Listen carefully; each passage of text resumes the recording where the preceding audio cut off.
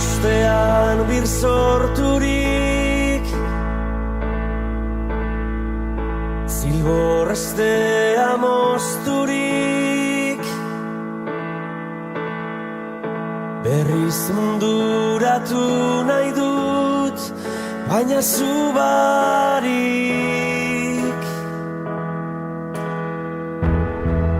Maitasun ezin, baino lehen utzi, libre. Traizio lasai bat egingo dizut, zeruan enarak ikusi ditut, segitzeko deiak aditzen